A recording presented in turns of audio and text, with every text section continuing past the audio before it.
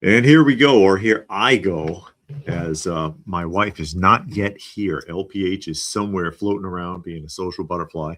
No, actually, she's upstairs, but she will be down in a minute. She'll be down in a minute. So we'll go ahead and we'll get sounding off here and say hello to some of the people that are joining us in the live portion here momentarily.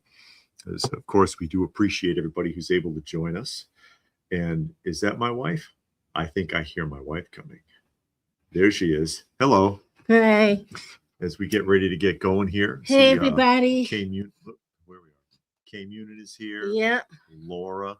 Saturday morning. Hey, Laura. Jason. Steve. Nerdvana. Hey, Nerdvana. Renard is there so far. Mm-hmm. It says, hope we're having fun today. Yeah, we had a good day. But you can't find your glasses? No, I have it. What did you do with it? Oh, there. Right there. It's pushed way back in there. Pushed way back in there. See, Nerdvana joining us. Glad you could make it in here this evening. Well, it's evening where we are to 7 p.m. Eastern Standard Time, where we are. I did not post this on Facebook this time. I don't know if that works at all. Yeah. Posting anything on Facebook. I don't know if anybody sees anything that I do on Facebook and comes to the YouTube channel as a result of that. Mm-hmm. I don't think the social media works at all anymore. Yeah. None of the little tips and tricks and all of the junk that they tell you and all these YouTube gurus and whatever. And it's like, try this for your channel. No, nothing works. Ampersands don't work. Hashtags don't work. Sharing on social media doesn't work. I don't know if thumbs up works. I'll take them.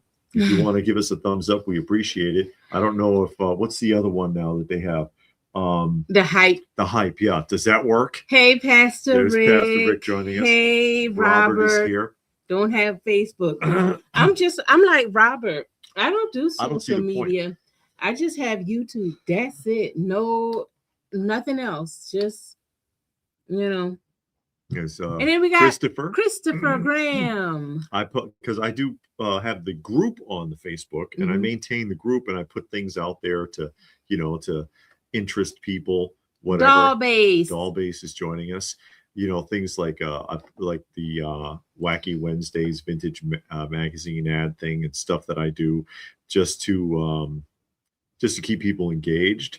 But otherwise, I don't see much use otherwise for the Facebook or what's the other one, X or any of it. I don't think Instagram. Yeah, Instagram. I post photos on Instagram sometimes. It doesn't seem to work, at least not for me. It doesn't seem to work very well at all. I don't know. I don't do social media. The people I want to know, I know. Yeah. YouTube is fine. I mean, YouTube is good enough, and we try to be interactive on YouTube.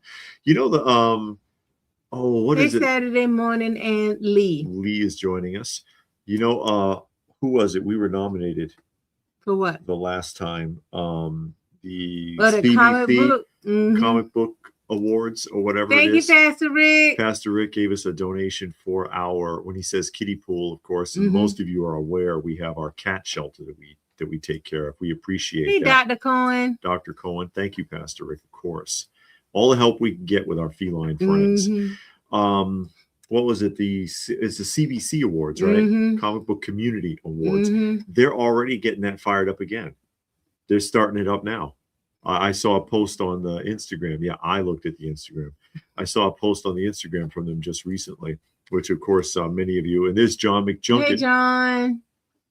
That we were nominated in the last cycle, but I felt like appreciate getting nominated, but I think it was a poor category. I don't think the category fit us because we were nominated for for unboxings, and we do unboxings, but rarely. It's not. But we're not a comic book. Well, they have 100% comic book. Yeah, but they had other categories like live streams and convention tours, things like that. Matter. But yeah, I was like, does that category fit? Not quite. Wow. Munion's talking about 30th anniversary of Pokemon. I know, because they want to celebrate every anniversary now, and it's not even like an anniversary that makes any sense half the time. But Pokemon, the only Pokemon I was ever interested in was the cards from Burger King. Wow. because they were gold plated. Uh-huh. They were gold plated, and they came in a little egg.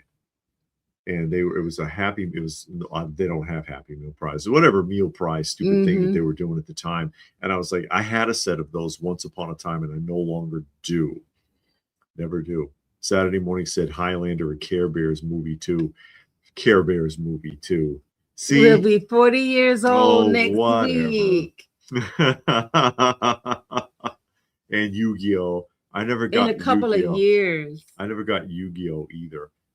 My kid used to watch Yu-Gi-Oh! Oh, okay. And I'd watch that thing, and I'm like, that half the show is them standing there talking about what they're going to do to each other before they pull their card out. And I was like, run up, kick the guy in the nuts, and then that's the end of the show. He's just gonna, I will throw this card, and this card will do blah blah blah. And next thing I know, 10 minutes go by and a commercial block, and another 10 minutes. I'm like, my God, are they gonna do anything on this show except run their mouths? Hey, Dylan. Dylan. They recalled the Poke Balls for the Burger King Pokemon toys. Did they? I don't know. I guess so. I don't know. I remember those cards, though. I remember those cards, and I had a set of those cards from Burger King because that was back when collecting meal prizes was still cool. And McDonald's had the little Spider-Man action figures, and they did you got a set of them, didn't you? The Batman, animated series meal prize figures. I got that and the box, the lunchbox, the meal prize box. Yes, the meal prize, the Happy box. Meal box. Happy Meal That's prize what I'm box. trying to say. That's right. Those are getting pretty collectible now too. Yeah, it's the old meal prize boxes. Yeah, and we talked about before. If you can't afford the toy, get some alternative stuff that goes along, like the Happy Meal prize boxes, lunch boxes, frame tray puzzles, lunch trays, trash cans, things like that. Because some toys are very expensive. Yeah. And you can't afford them, but you might get some satisfaction from getting the alternative stuff. So I get some of the alternative stuff. She's like got a them. lot of the TV trays. Yeah, I did get into those TV trays because they're not expensive. Now, some of them can be like the 89 Batman. That one has a price to it. That one can be expensive. I actually ended up getting one that had a rust stain. It had a rust stain, so it wasn't that bad. The ash cans usually are pretty affordable too, unless it's something really obscure, like the Village People one's very expensive. Yeah. But most of the time, you can pick them up for like around $20 if they're not that expensive. But there are a few that are really rare. Reynard, I heard this week that Paramount won that bid, and they now own Warner Brothers. So that means DC will be in their hands.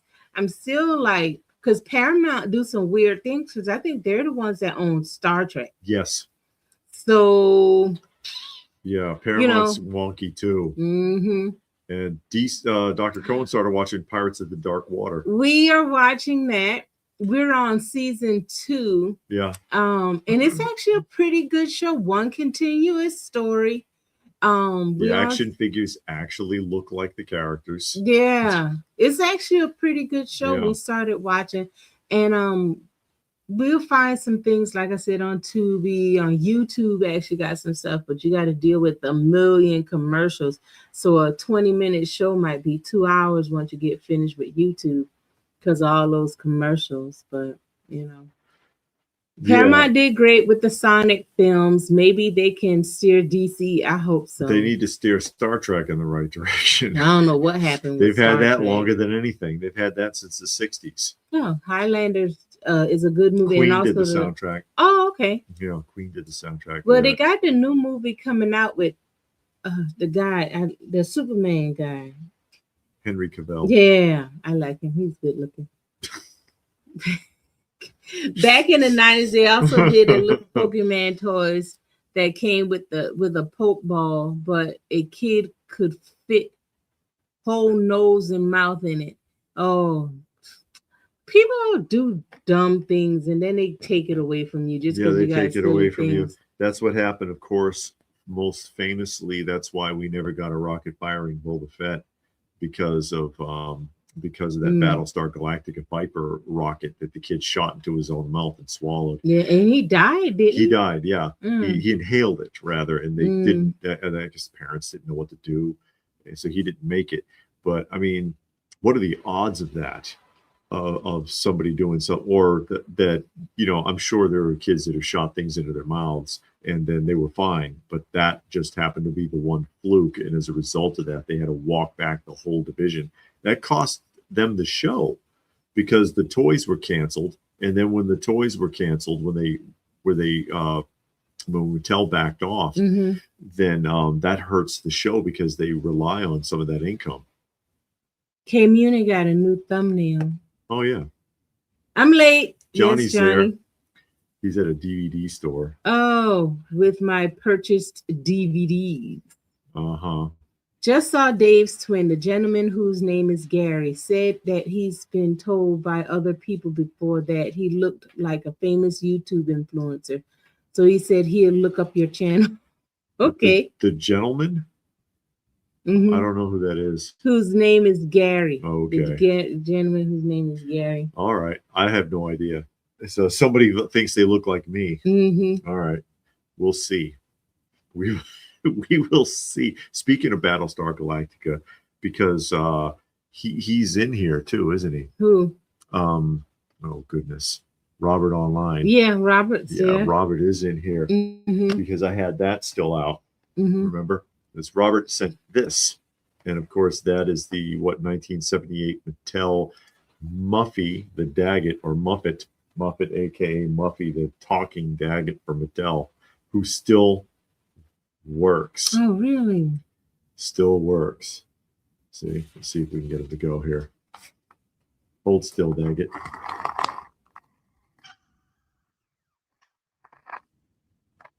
He ain't saying nothing.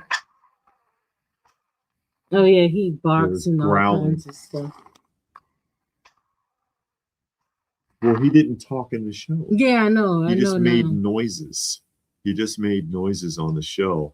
But yeah, this is one of the things we did. We did an unboxing like a week ago, and this is one of the things that he had sent in that package. Voltron had to remove all of the missiles from the Japan version because of that kid. And Johnny sent us a DM. We'll watch it later. Oh, okay.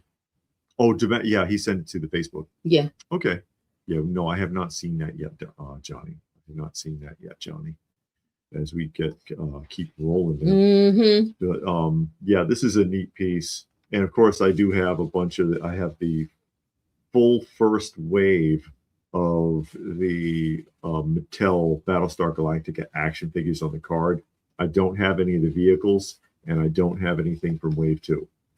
Wave 2 is very expensive, though, of course, again, because the line was canceled because of that whole incident.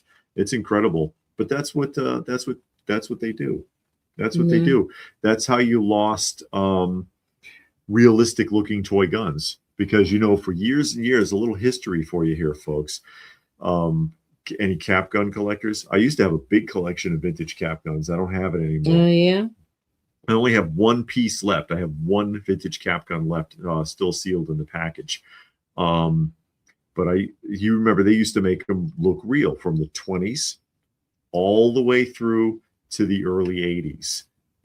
Even when they stopped making metal ones, because they used to be metal. They used to even come with revolvers with like fake bullets that you could pull the cylinder out and load chambers like real bullets and everything. It was crazy. Hey, Daniel. But we had one time, okay, because everybody is confused about what it was that caused them to stop doing that and to insist on orange tips on everything. And look this up. It was in California, okay? It was in California. This is what started that legislation. There was a guy who ran on stage on a live news broadcast with a gun, okay? The guy was mentally ill, all right, with a gun, held it on the newscaster, Mm-hmm. and gave him a piece of paper to Mm-hmm. read and made him read it, Mm-hmm. and then took off. And this went over the air live. Okay. He took off, right? And they caught him, toy gun. He didn't have a real gun. Mm. And then they were like, oh, see, you can use a toy gun like it was a real one, and people can't tell the difference. We need to stop this. And then Congress went bonkers, and then they passed the law. And then that did away, even though for decades it never been a big deal. Like, you can't get that orange tip off if you wanted to use it in the exercising of a crime, like trying to rob a convenience store or something, or get an older one. Or, God forbid now, oh, I can't get a toy gun that looks like a real one. I'll just use a real one. Brilliant, Congress, but whatever. I don't know who Christopher Lambert is. Highlander. And we got I've only ever seen the first one, and I've also watched the TV show. No, he was saying, what other movie do you like from that guy? But I don't know who he is and know Lambert. What else he was in. Yeah, you hey, do. Richard. You do. He was in and John. Go ahead, I'm listening. John Frosnick. Yeah. Christopher Lambert is the guy in that movie. I'm trying to think of the name of it. It was post-apocalyptic, and it was in the prison, and him and his wife were arrested, and they were put in different parts of the prison. Oh, you remember? I kind of remember the movie, but not the people in it. The warden was a cyborg. And then they climbed down the middle to get out. Climb out. Yeah, that was Christopher Lambert. Okay, I don't know who was in it, but I remember the movie. And he was Raiden in the Mortal Kombat movie. The guy with the lightning in the Mortal Kombat. Oh my goodness. Okay. Yeah, Megatron was a real looking gun. The original one, the Popey one, which was die cast and shot actual pellets. No, it's fine. It doesn't take batteries. Hey, Frankenfrog. I like the Mortal Kombat movie he was in. Most of the time, game movies are bad. Yeah, it is. Yeah.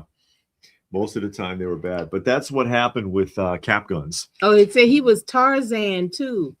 That's right. I never saw Tarzan. Legend of Greystoke, Tarzan in the 80s. That's right. He was in Highlander, Fortress, and Tarzan. WWE Championship, Drew McIntyre is going to be in the new... I don't know Drew McIntyre. We don't know anything about the modern wrestling. Yeah, he must have came out after we stopped watching. Yeah. See, this is the only one I have left. And it's the Bicentennial Spirit of 76 cap pistol. Oh, really? That's the only one I have left from my original collection. With the price tag from Osco Drug for $1.76. John said he met Gary at a funeral this week for a fire captain. He said he looks like your twin. Oh. Did you? Yeah, I heard that there's going to be a new Scream They don't need it. We didn't need the first one. It was like 8 or 9 of those Screams, right? And then they redid it with those brothers, the Wayne brothers. They did all of those. Yeah, they did all of those parody like movies. Yeah, I saw the first Scream. I want to say I saw the second one too. I know for a fact I saw the first one. I might have seen the second one. Richie remembers. Yeah, Fortress. And there was 2 of them. There were Fortress and Fortress 2. It was 2 of them when it was in the prison? There was a sequel. Oh, okay. They made a sequel to it. But so Christopher, you know Christopher Lambert. You just got to remember the film. You've seen him in a few things because he had a bunch of stuff in the 80s. Yeah, we don't know anything about Christopher. We don't vintage wrestling, sure. Golden age wrestling. Is that the guy that played in the Ninja Turtles? No, that's Sheamus. Never mind. No, because when he said Scottish, I thought about Sheamus. Okay. That played in the Ninja Turtles. He was with Bebop and Rocksteady. Who was he? I think he was Rocksteady or something. I don't remember. Scary movie. Yeah, they had another. Oh, there's another one this year, and John says there was 7 screams. Oh, Blah. Give me a break. 7 of them. I And love the Richie- action figures last night. Which ones? Because They had some we had good our ones. we had our roundup last night, of course. Yeah. We did our roundup, but I don't. Oh, okay. He's saying the Yeah. Crimson Moon. Those Yeah. are interesting. Yeah. Those were nice. I like Yeah. that style. And a lot of companies, these little independent companies, are coming out with Yeah. that style of action figures. I like those. Legends kind of scale. Especially the red hooded cobra. Yeah. And like I was pointing out yesterday, the Hasbro won't do it. Hasbro won't do it. They're afraid of somebody pointing a finger at them and saying, "Oh, you're being racist because he's got a hood on." It's like Cobra Commander always had a freaking hood. In the comics, on the show, give us a break. Robert Carradine died. I saw Police Academy. I don't know why Robert Carradine came up. He was in the Nerds, but he died this week, and They we had saw too many of those too. Yeah, too many of One the was nerds. enough. Yeah. And then we saw a movie that he was in because somebody put up a movie in remembrance, and he wasn't even a main star, but it was Massacre at Central High. That movie's funny.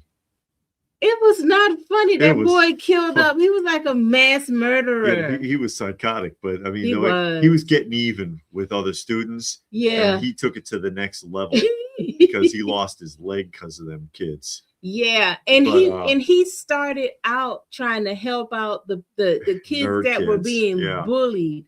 And then once he got rid of the bullies, they took over. They took over and started bullying. And then he was like, "Nah, it's on." And he was killing all these kids in like these interesting ways. Oh, Johnny said Jimmy Hart, Mouth of the South. Someone stole his megaphone recently at a show. I saw a report on that. Someone swiped it from him or off his table. Migo Matt is here. Hey, glad you could make it. Yeah, I heard about that they stole his megaphone. That's crazy. Has anyone heard about Tubi's channel, New Saturday Morning Cartoon Binge Block? I heard.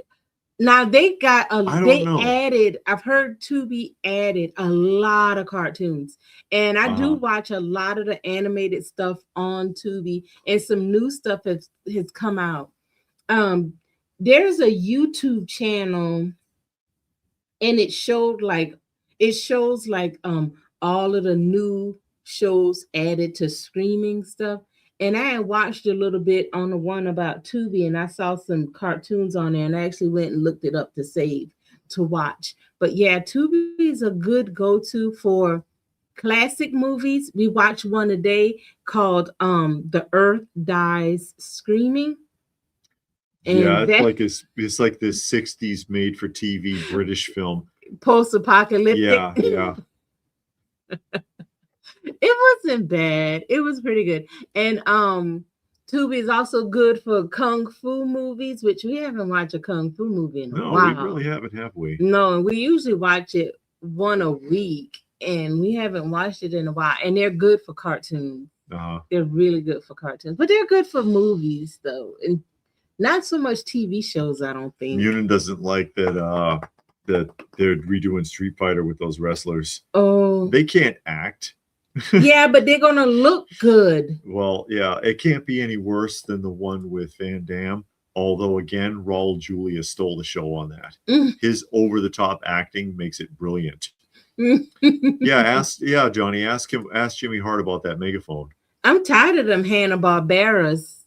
I mean, good Lord, everybody show Hanna-Barbera cartoons. Yeah, DC, they redraw all WB. their own storyboards too, so everything looks the same. Yeah. It really Axel does. Foley, I haven't seen you in a while. Axel wants to know if Iran has anything retro pop culture. I doubt it. No, because Iran was, without getting all political about it, was until this afternoon a theocracy. Christopher says the Iron Sheik. There you go. That's about it. That's about it. A theocracy, and a theocracy is a government that is run and controlled by religious authority, which their sect of religion does not permit that sort of thing. So no.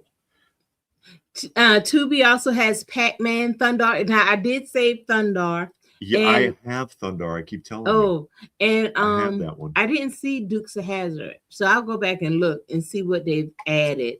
But yeah, I know they've added a ton of stuff. So I like Tubi. It's a good go-to streaming network that's free. So Christopher said that the Dukes cartoon wasn't very good.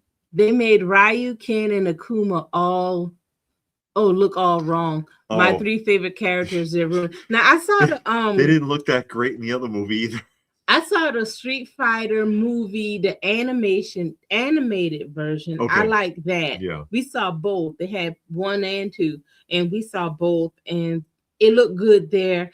I saw, like he said, the Van Damme one. It was like whatever. Except for Raul Julia. Yeah. It steals the show. Yeah, I mean, it was doofy. That's how you got to do it, though. If you're doing something like that, man, pour your guts into it like Raul Julia did. That's what made Knight Rider so good.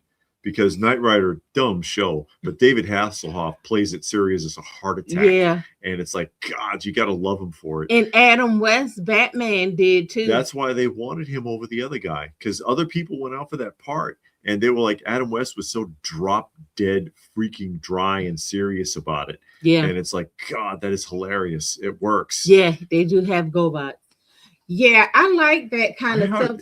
I haven't seen the GoBots since I was a kid. Yeah, they have GoBots, though. Tubi does. Can't be any worse than Transformers. the original Transformers is not, it's written for a very, very young crowd. Yeah, we went back and watched it, and we got up to like season 3. I think we were about to start season 4, and I just couldn't take it anymore. It was like, okay, this is too much. Because I remember watching it, but I don't remember it being, I don't want to say it was bad.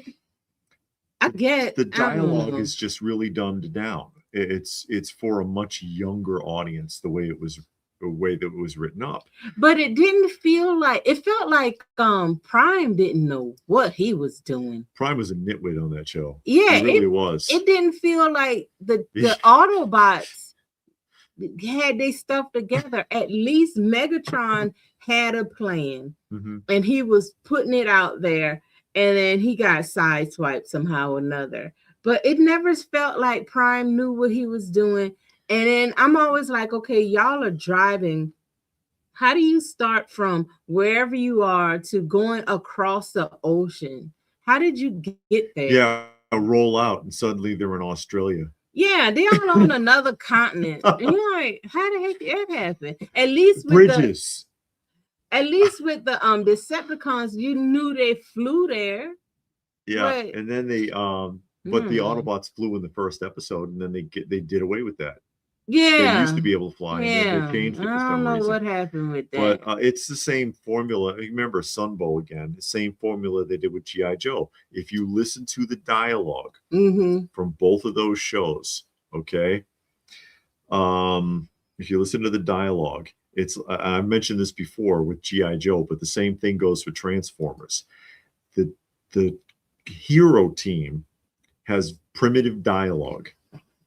They sound like they're addressing children. But then when you listen to the villains team, the dialogue becomes more sophisticated. Listen to the Joes talk, and then listen to the Cobra teams talk. And it's like you've just gone from 3rd grade to high school.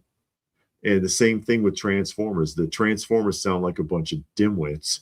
And then you go to, Autobots, and then you go to the Decepticons, and then the dialogue gets more sophisticated.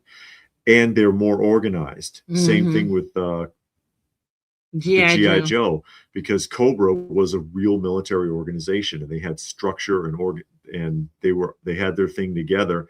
They even had a dental plan. They had vacations. They had all this stuff. They were like an actual military unit. And then G.I. Joe, bunch of mercenaries, and half of them are goofs and don't do the job. And they screw up everything. And then they stumble into a victory by the end of the show, if you're really paying attention. And it's the same thing on Transformers. No, we're not big in the DVD collecting. I mean, we have a lot. We have it, but we don't go out with the intent to collect. We just buy stuff that we like, Yeah. and then we kind of set it on the shelf. Well, you can see a lot of animated stuff right behind her here. It's right there. Oh, Ruel Julia was Gomez Adams In the movies. Oh, okay. There were two films in the 90s. Oh. They're actually not bad renditions. They're not bad renditions. Yeah, Oh, yeah. Axel Foley, the Dukes of Hazzard film was not good. Duke's cartoon got full cast from. Oh yeah. To do their voices. Oh, they replaced some Coy and Vance. That was the worst season. Well, the producers, had a dispute about pay, and the producers are like, "Oh, the car is the star of the show. We could put anybody in that car." Nope, apparently not. That was a bad idea. That was a bad idea. It didn't work out very well for them.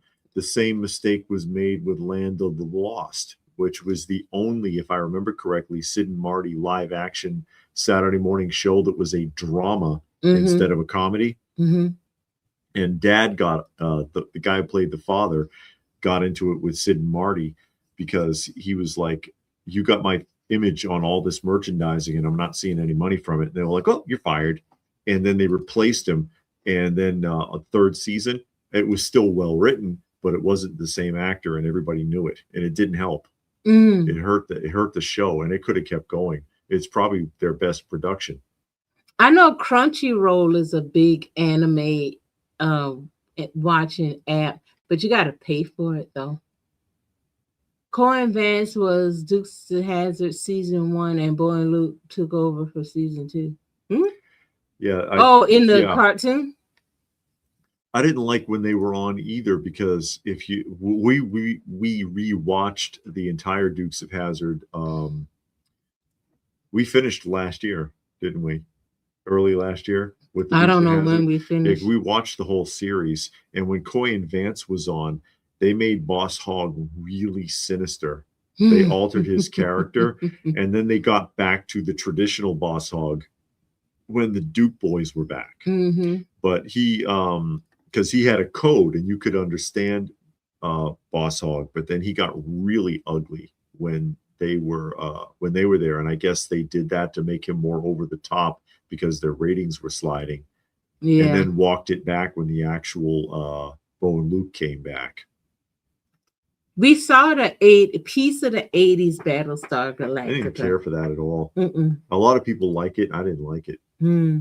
When Bo and Luke came back, that was a big thing. Yeah, because people wanted Bo and Luke Duke, but then the show seemed like it went off the rails a little bit. That's when they started showing you the toy car jumping the stuff and everything, and then they had that alien episode. Oh yeah, the last season got really weird with all of that. There was an alien episode with a space critter. I'm gonna get me my space critter and we're gonna have a circus. Okay. Some of the stuff they came up with in that last season was really bizarre. You can tell that they were stretching it and they were doing like a real reach. Yeah. But it was I don't know. I guess they had already got everything they could get out of it. I guess so. But I always wonder about some of these shows like Dukes of Hazzard, even Marshall Dillon, because if you listen to like Roscoe and Boss Hogg talk, it doesn't sound scripted. And then on like Marshall, some weird stuff. Yeah, and then when you watch Marshall Dillon, the stuff that Chester be saying to Marshall Dillon or the and to the doc, yeah, you're like, that was not scripted. You made that up because it's just hilarious. And you can see the actor playing Dylan sitting there like covering his face, like he's trying not to laugh. But they're gonna keep rolling anyway. You get that vibe from it. But you got that sometimes with Boss Hogg and Roscoe with some of the chatter that they had. Keeping in mind, both of them were not comedic actors. No. They were dramatic actors. So I'm sure that they were capable of keeping something rolling in character. And what's his name, Sorrel Brooks in particular, Boss Yeah, he Hogg, was a genius. Yeah, he was a good actor. We seen some things he was in.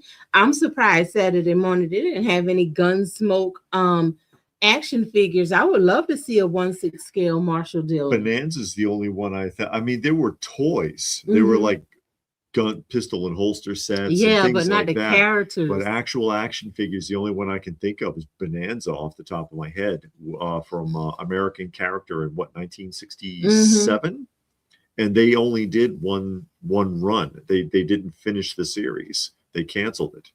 But John says the G.I. Joe action figures were awesome. Yeah. A Real American Hero comic books were well written. Yeah. Now I don't have any of the raw comic books. I got the original G.I. Joe. It's better than comic the Sunbow. But he said that they were well written. I'm curious to read that. I've seen some of the newer ones. Now, just from the cover, they look good. And I was like, oh, I might want to read that. And even the serial. Yeah, the cartoon, though. The cartoon was fun to watch. And there's Stone Sour. But you know, the when it came out on what was that network where they had the little clips and then they put them together? Those weren't bad. The G.I. Joe. Like not Six Sigma. They came out with it later in the 2000s, and we saw that, and it wasn't bad. It was actually pretty good. Yeah, Boss Hogg and Roscoe was and really Sorrel good. Brooks was a legitimate genius as well, because he worked in he worked in espionage in was that the correct section? During World War II. He deciphered languages because he could fluently speak, I think, like 13 languages or something. Wow. Yeah, it was a big deal. And Stone Sour had made a donation to to our cat shelter. We appreciate it. Thank you. I think Gunsmoke lasted the longest because Gunsmoke was like 20 years. Yes. MASH was like what, 13? I don't know. And Rawhide was like what, 10? And Bonanza might have been 11. I'm trying to remember, but I know Gunsmoke was 20 seasons. Saturday morning said Bonanza did give us the Twilight Zone. What episode was that? I don't remember. I don't know. It's been forever since I've seen any of that. Hey, G.I. Joe Dave. Yeah. Hey, guys. Nice camo shirt. Looks good on. Yes, the raw 80s Marvel comics. Wow. Okay. Yeah, and I want to see that. He's got Recondo there on his thumbnail. And then we got Bobcat Joe Gutfeld. What is your favorite comic book movie? I would. Oh boy, I don't know. That's a hard one. That's not an easy question, there, Bob. You know, how about you never saw it? Sin City live action. I'll say Sin City because it is 100% spot on, exact to the comic, even the way it looks and the dialogue, because it was Frank Miller. Same as the Dark Knight Returns cartoon. You remember you saw the Dark Knight with Old Man Batman? Yeah. That it's perfect, spot on, visually and dialogue wise to the comic, because Frank Miller insisted.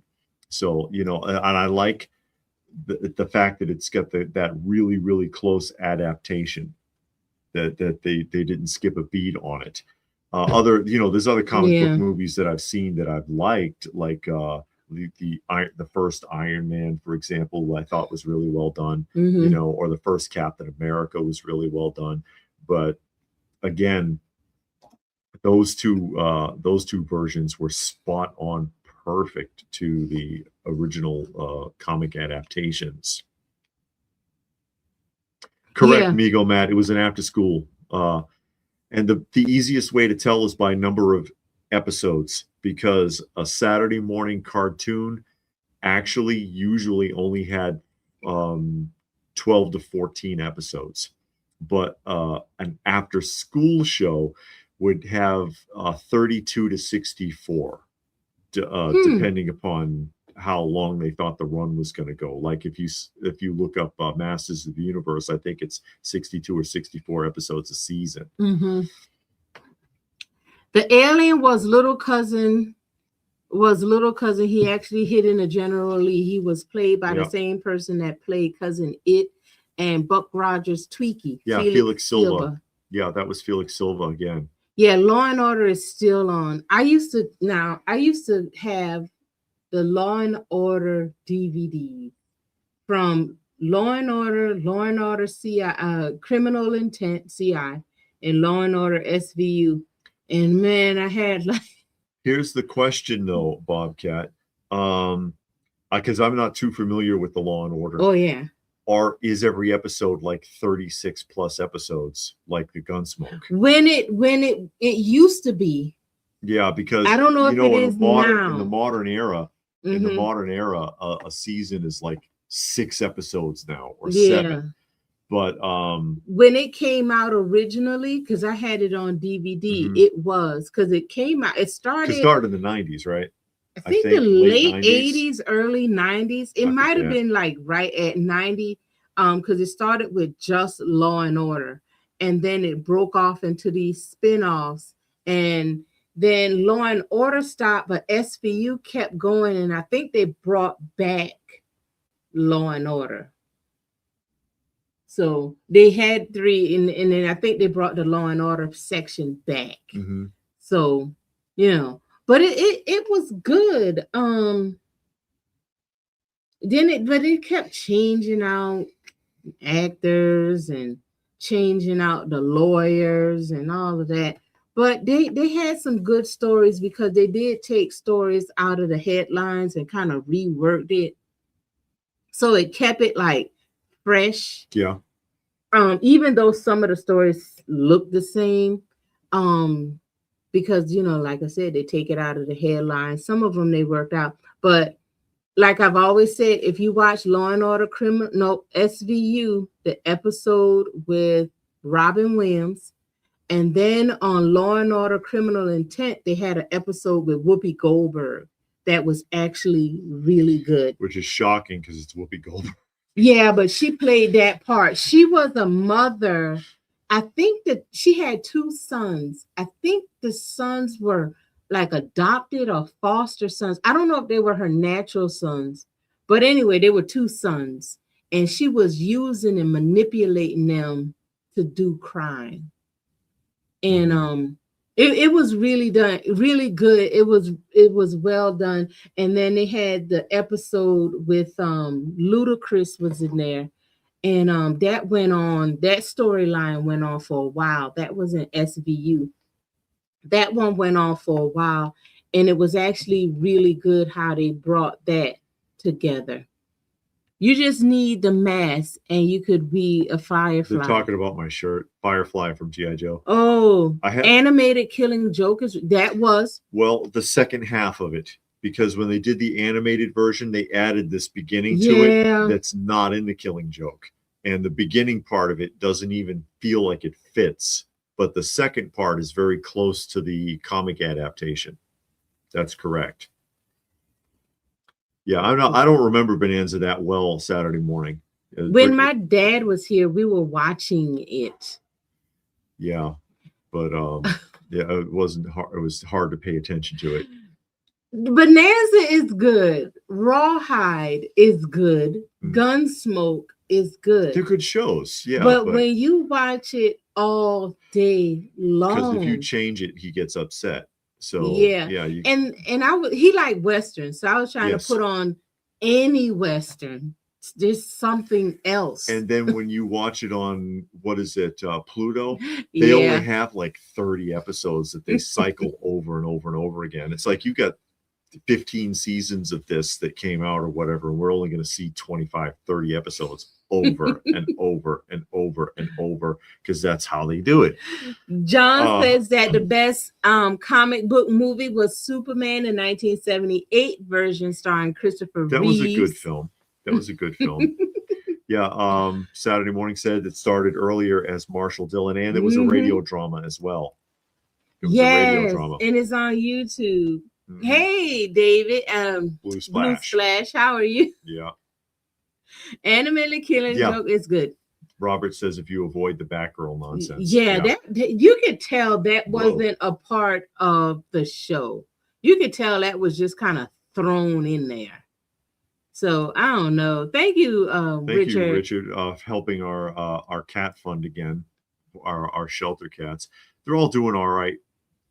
they're all doing all right. Yeah, they're doing good. they're doing fine. Of course, you know, we lost Uncle recently. Uncle Cat passed away recently, but everybody else is doing well and in good spirits. Law and Order can't hold a candle to Sesame Street, over 4,000 episodes. 4,730. Yeah, wow. But from my perspective, Sesame Street ended the day Elmo appeared. Okay, because that's when it started turning into crap. But so everything pre-Elmo, that's Sesame Street. After Elmo, doesn't exist. Okay. I don't know. Batman the animated series, did it come out before the book? The comic? Before the comic book? I don't remember. I don't know. I had the comic and I saw the animated show, which is great. But I don't remember which one came out first. Yeah, I don't remember either. Bonanza went the sci-fi route? Really? Really? But that seems weird. I don't know how that worked out. I don't know how that worked out. But because you get that sometimes. Like the original Spider-Man and His Amazing Friends. The Spider-Man and His Amazing Friends, the show came out before the comic, and the comic was released to create a first appearance for Starfire because she was never a character. They made her up for that show, and so they needed to introduce her into comic book canon. Same as how Detective Comics had the first appearance of Batgirl because she was on the show before DC Comics ever even thought of it. And they were like, oh, wait a minute, you got a Batgirl? We don't have a Batgirl. We're the comic book. And so they put Batgirl in Detective Comics. My dad is doing okay. Oh, yeah. Migo Matt's asking about her father. Yes, he's settling. I was trying to say he's settling in. And he is. Because he doesn't call every day anymore. Yeah. But he is starting to settle in. We go by to visit. I saw him. Actually, it's been a while. It's been about 2 weeks since I saw him, and he was doing good. He's still kind of, like, look, when you gonna come and get me and take me home? But he's doing well. Yeah, he's doing well. He healthy. He eating and doing all of that, and he got some friends. The people try to get him to stay engaged, playing cards, listening to music and stuff. So he's doing fine. And thank you, Stone Sour made a donation to the channel. Mortal Kombat 1990 is my favorite. Pure nostalgia. It is. It's goofy, but it is. Hey, nostalgic. David. Hey, nostalgic for the 70s. Yes, now. I did see a Chuck Connors. That's right. I will be doing special card. Oh, you're gonna put it on the card. Oh, for my Starsky and Hutch figures. Yes, okay, yes. Okay. Yeah, I saw that. Rifleman is a good show. I was liking on that. And then, when you watch 20 episodes in a row, you kind of get tired Especially when like 10 of them are the same ones. I would love to watch it all the way through because it looks like a really decent show. Yeah. Rifleman is the one with Mark. Mark is a little bad behind. But Mark is good. He's a good kid, though. Richie says in New York, they have help with stray cats. You can get free food, dry and wet. Oh, okay. There's a place out here that does it, but it's so far away, it's not worth the drive. Where we are, it's again, I'm not going to make a 2-hour round trip to pick up a bag of cat food. Yeah. Elmer came out in the 80s? I barely remember Elmo he was a until small he started puppet. getting obnoxious, and then they brought in Baby Bear with his lisp, and then they started bringing and the characters just kept getting louder and louder and louder. Like, this is awful. Dr. Cohen picked up the Batman animated series Bane figure. Gonna try and collect the whole line. I have that line. It's a good line. The Kenner, yeah. Yeah, I like that. I like Batman, but I actually like that one the most. Because I really like that. And I really like that series. And if you look it up, it's always in the top. Do I have that here? Top 5 of best TV shows. And it is. And I remember watching it in the 90s and wanting to see it. I thought it was so good. And then I went back and watched it twice. So it's a really good show. Law and Order will probably outlast all other shows. I think it's still on television. It is still on TV. I have no idea. It's still on. They've had so many changes. I've watched a couple of episodes. But I don't know. BE and AE, before Elmo and after Elmo. That's what Johnny said. Yeah, exactly. Oh, thank you, Blue Splash. Oh, my elbow hurt. This chair hurts my elbow. Here, this is what I was talking about. Spider-Woman cartoon was made to keep Filmation Web Woman from using the name Spider-Woman. So Marvel rushed a season 1 cartoon and threw her in a Nick Fury story to beat Filmation the name. This is the one I was talking about, Spider-Man and His Amazing Friends #1, with the first appearance right here. Mm-hmm. And it's this is not an easy book to find, actually, in any kind of decent shape. But yeah, the show, I believe, came out before the comic did. And they wanted to rush and get a comic out to see you, Christopher. Oh, okay. To accommodate that. Robert wants to know how Dad is. He want to know how old he is. Oh. He's 76, I think. Yeah. He's like 76. The first appearance of Batman was in Detective Comic 27, which had a cover date of May 1939. Good luck finding that one. Elmo had another voice at first. That's probably why we kept missing him. Yeah, that's why I don't remember him. It was a Tickle Me Elmo doll craze that shot him to head a Muppet. Ironic, Abby would knock him out a first decade later. Oh. Have you seen Batman Cape Crusader? Yes. Yes, I have seen it. It's an Amazon. I was watching it when it came out. I liked how they changed. Oh, the Penguin was a woman. Yeah. I like what they did with Clayface. I did like that series. I hope they keep it going.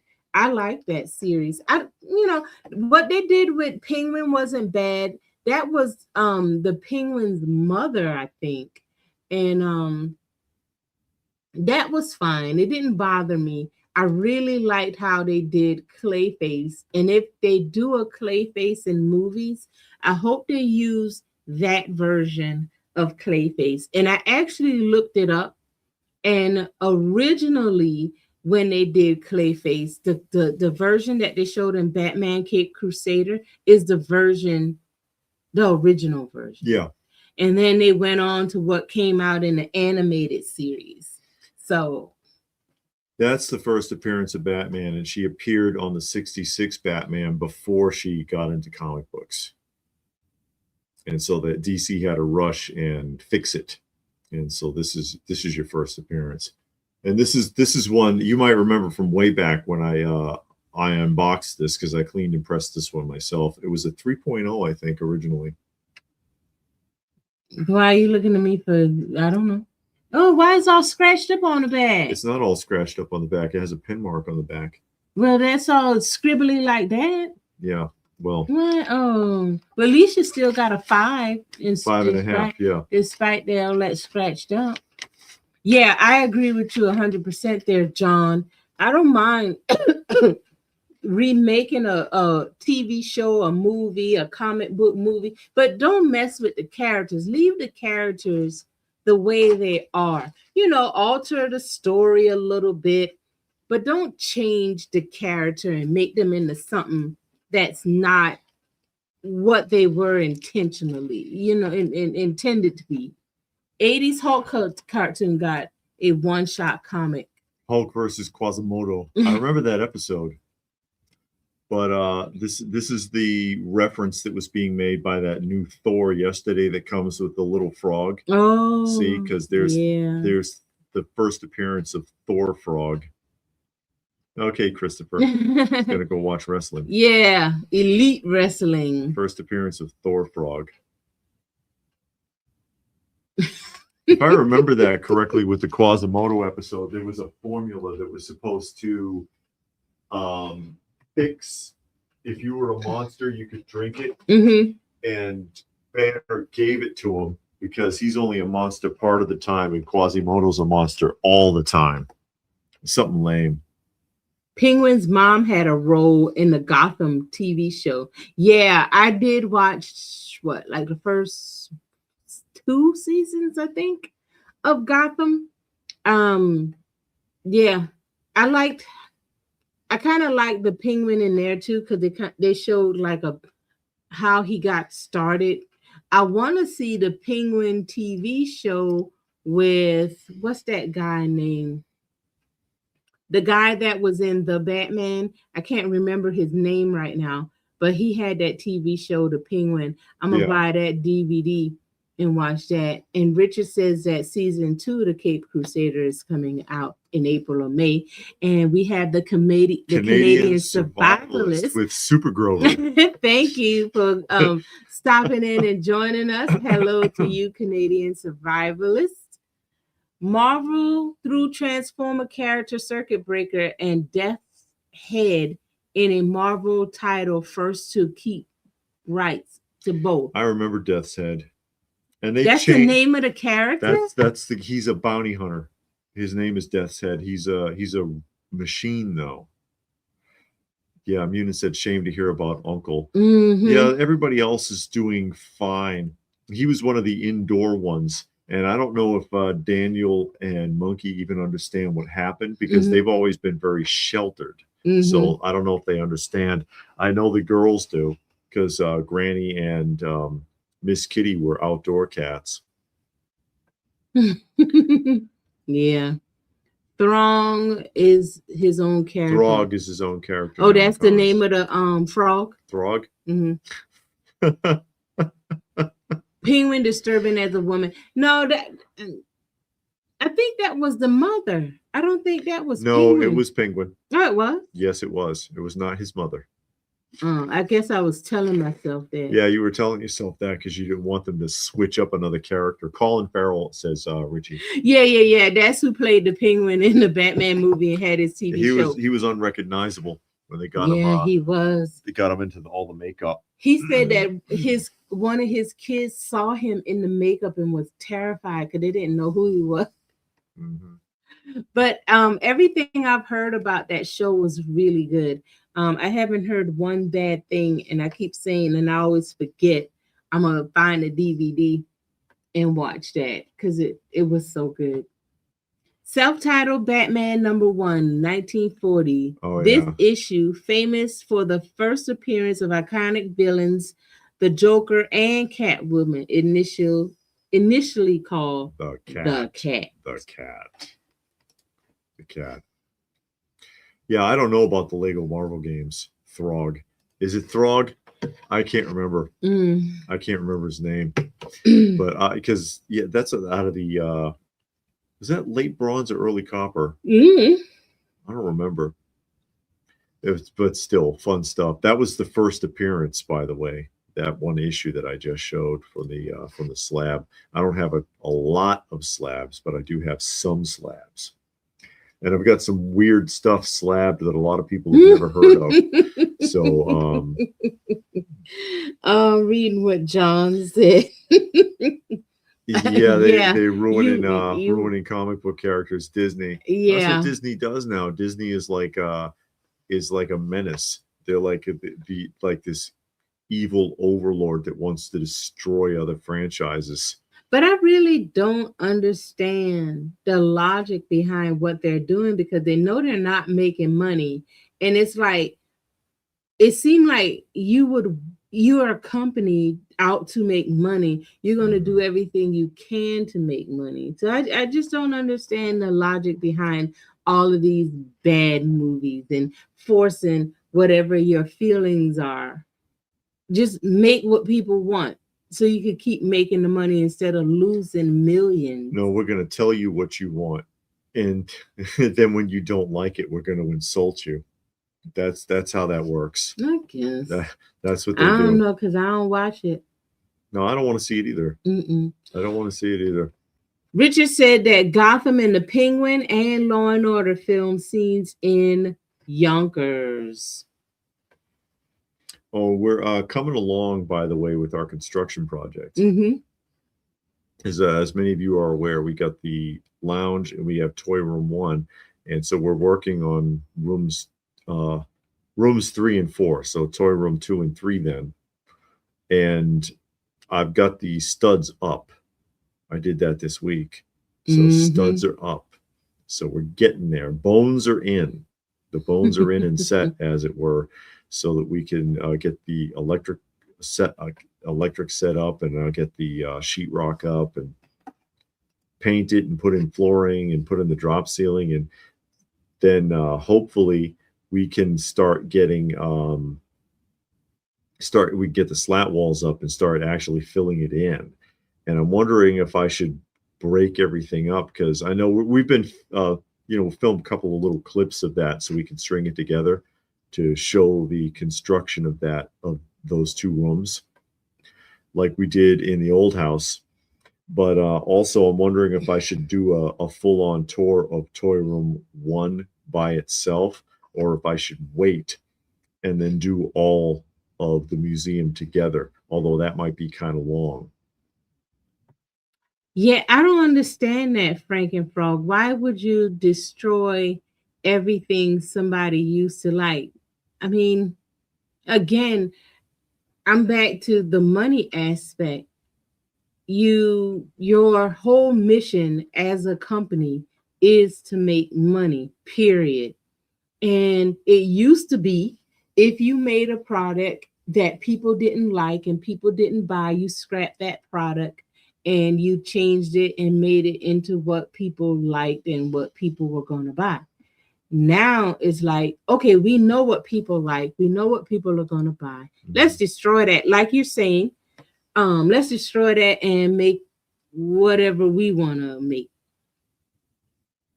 And it just, that just sounds and you stupid. alienate the fans, and you're not doing anything that is attracting or endearing a new audience. No, because I'm not a Star Trek fan.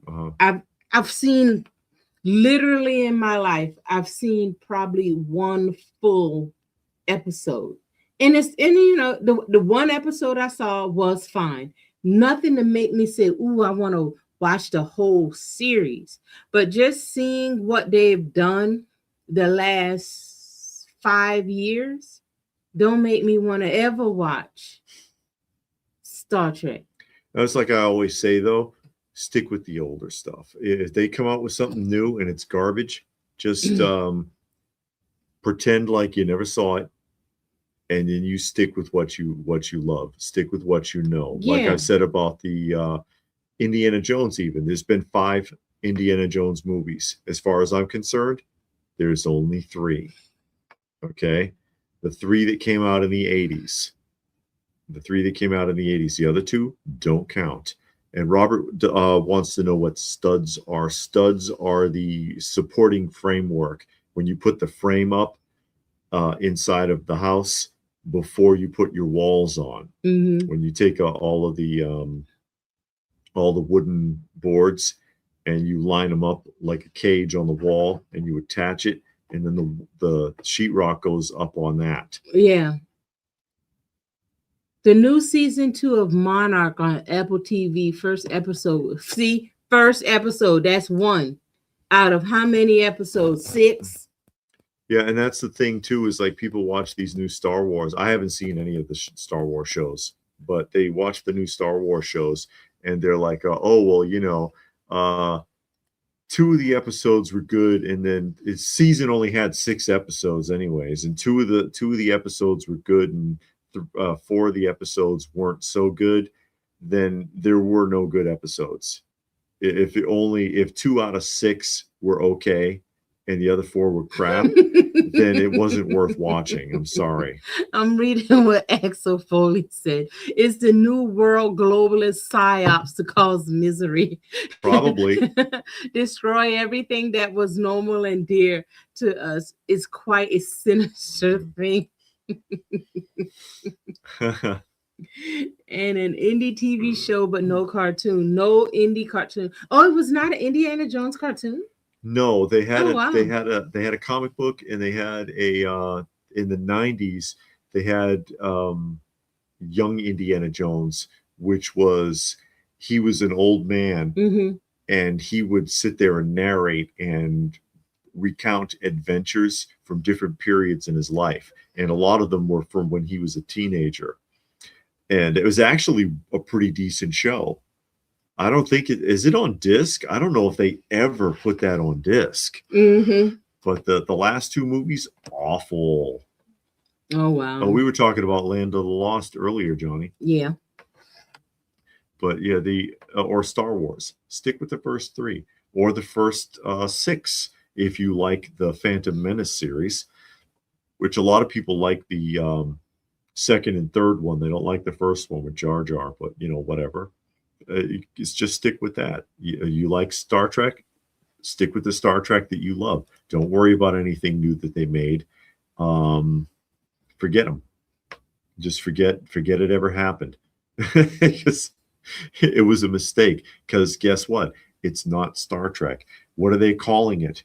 Kurtzman Trek. Why? Because it's not Star Trek. It's Kurtzman's. I think that's the producer, right? Or the director. That's his vision of what he wants Star Trek to be, but it's not what Star Trek was. So forget it. I know I've said this before, and this is the last time I'm going to say it. Oh, no. If you want to make something, just make it outright. Don't take something that everybody knows and rework it. It's like you took a shirt that was good and fine, and you tear all of the seams out, and then you recut it, and you do all of these things and put it back together, and it don't even look like a shirt anymore. Well, again, one, they think they're going to hijack an existing audience, but they're not. Why not the goal be, let's draw in our own audience? Because you won't get that audience, because what you're trying to do, nobody wants. So you think you're going to hijack an audience, and they're just going to watch it anyways because they're so diehard for their fandom. But it's not working. And they still haven't figured this out after more than a decade of doing this to these franchises. They just did it till Star Wars, Lord of the Rings. I mean, name it, the Marvel films, and they keep ruining it. No. Yeah, Frankenfrog liked Darth Maul. Everybody liked Darth Maul. He barely spoke. It's kind of like Boba Fett. Boba Fett said 3 words in the original trilogy. Everybody's like, yeah, Boba Fett, man. So, Darth Maul's the same thing. Barely spoke.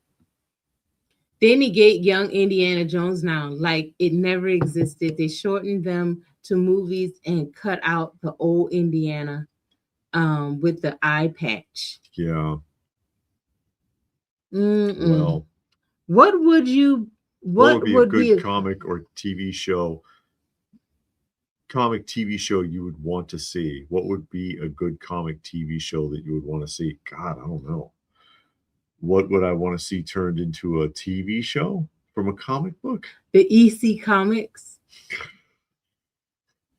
They'd ruin it. Yeah. It'd be like Tales from the Dark Side.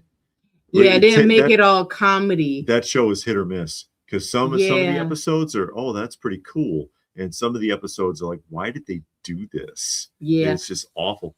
How about Roach Mill? Who knows who Roach Mill is? Who remembers Roach Mill? Let's see who's paying attention. Blackthorn Publishing. I read the EC Comics, and they're short stories, but you can see it played out as a TV show, like an episode of Alfred Hitchcock or what was that, Outer Limits or Mhm. even Twilight Zone, you can see it played out as that.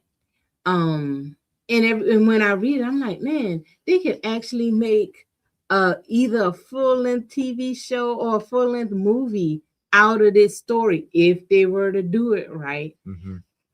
They can do that.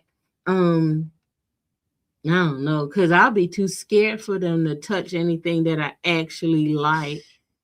I'll be too scared they're gonna ruin it. But I did like, and I must say it is because it's the truth. I did like what they did with Swamp Thing.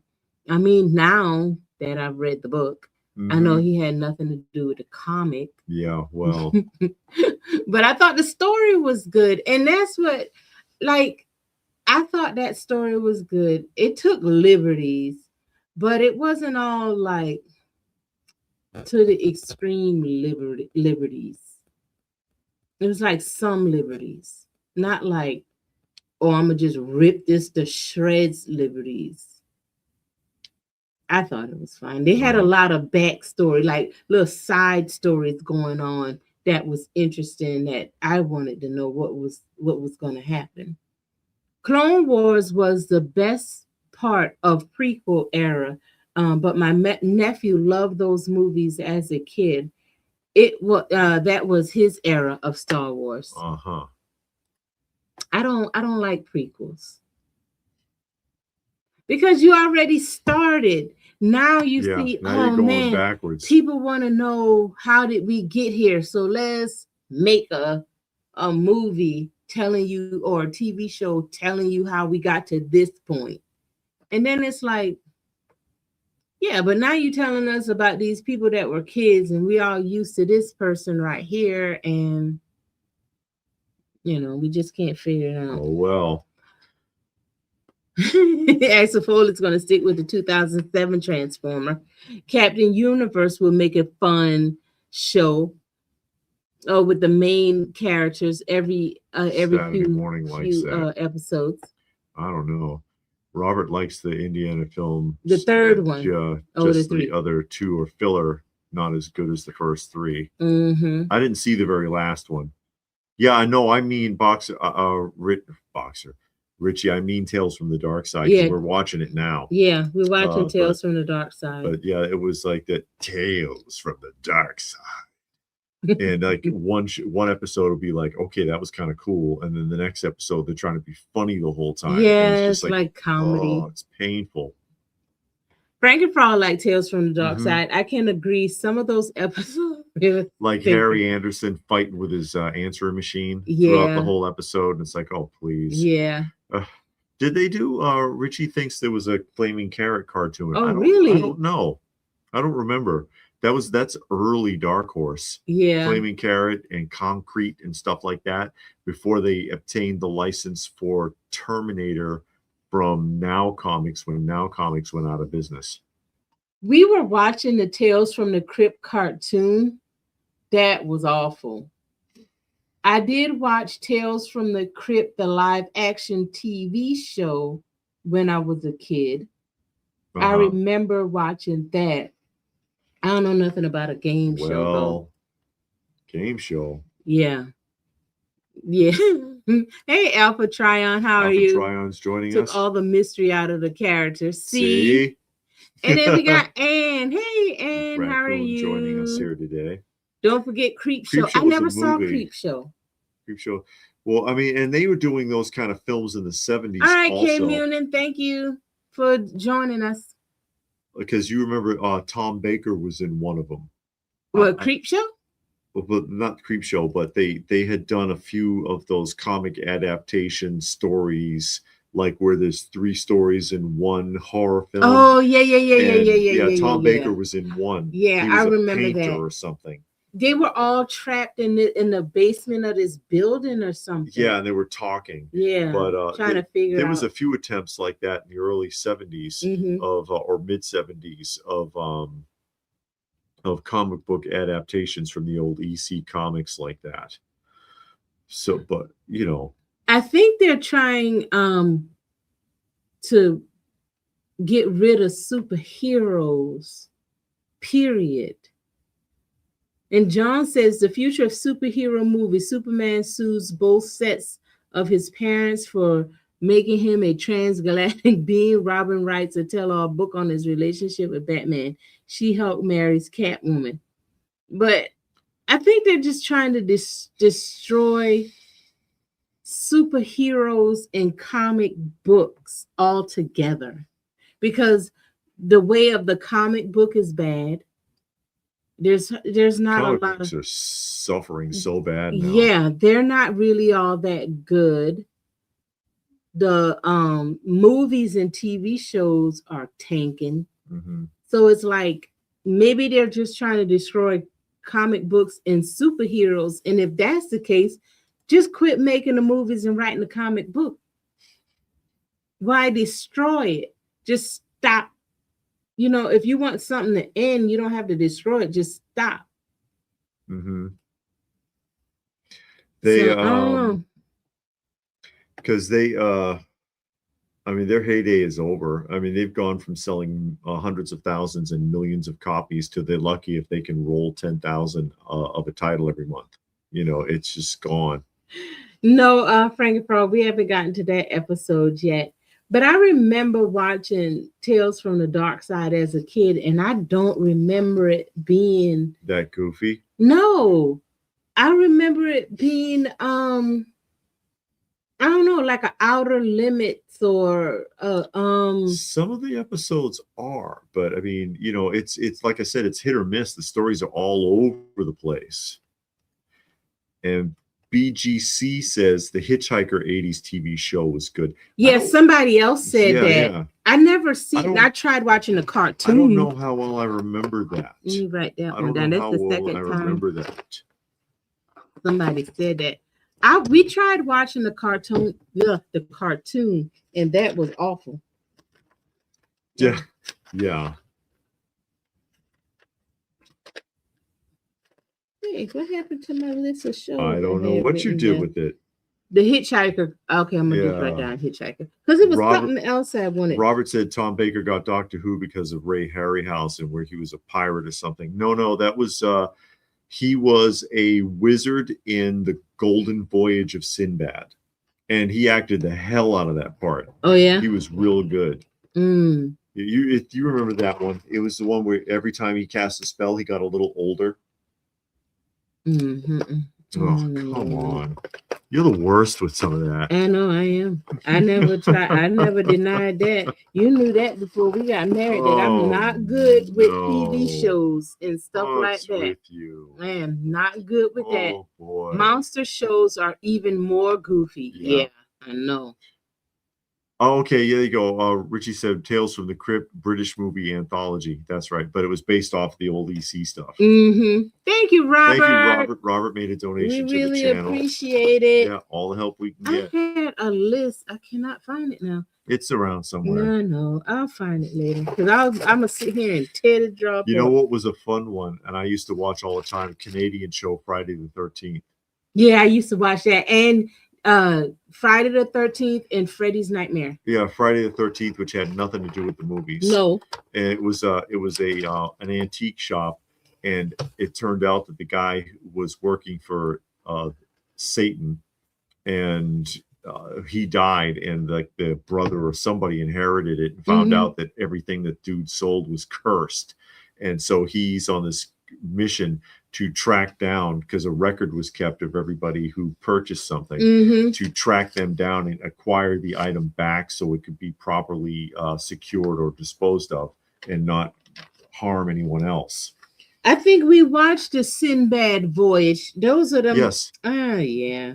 We watched all of those Harryhausen. The Ray Harryhausen stuff. Yeah, we watched a series of those last year. We watched like all of them. Sunday mornings. But they were, it was fun stuff. Ray Harryhausen's films were fun. It wasn't bad. It's not my type of thing, but it wasn't bad. He's the one that got killed in the fountain. Does that sound familiar with Blood in the Fountain? Who? With Tom Baker in the Golden Voyage of Sinbad. He turned invisible, and Sinbad found his shadow in the fountain and stabbed him. Okay. All right. Oh boy. Okay, Saturday morning said a second Oh, one, Vault of Horror. I think we saw that one too. I don't know, but I got the Vault of Horror comics. Yeah, we saw that one too. It's some Mm-hmm. of the earliest of comic book movies that I think were halfway decent, unlike some of the Marvel attempts, like the original '70s Doctor Strange. I Oh never saw boy, that. that one belongs on Riff Tracks. Oh wow. It's hilarious with his. All Nightmare. Oh, I never saw that one. Don't forget All Nightmare Cafe. Okay. Okay. But yeah, some of the or like the made-for-TV movie Captain Americas. I have those on disc. You know which one was awful? The Shadow. Because when we saw That's the '40s one. yeah, you don't even know that it's the Shadow. I don't even think they call him the Shadow. They did, but then you only saw him as the Shadow for like 20 seconds at the end of the film. Yeah. And the first time we watched it, we didn't even know. Okay, the show said the Shadow, whatever, but it was like, what is this? I don't know. It was awful. Johnny wants to know if we have time. No, I do not have Time Tunnel. I don't have Time Tunnel. Oh, that's a TV. Oh, TV. Yeah, that was a TV show. I think it was '60s actually. Yeah, but yeah, I don't have Time Tunnel. Well, that's an anthology. Oh God, I can't. I remember it being on. I don't remember the show very well though. I just remember it being on, so I can't tell you off the top of my head. Richard said there was another Canadian TV show called Sci-Factor. I never heard of that. 90s had 3 movies. I saw when Tales from the Crypt came on HBO. That's when I used to watch it. The Side Effect that had Matt Fewer from Max Headroom. Okay. Richie's telling us there. Oh, Robert says Friday the 13th on YouTube. It's better to have it on disc though, because then if a show is a half an hour long, you'll watch it for an hour and 40 minutes because of the ads. Oh God.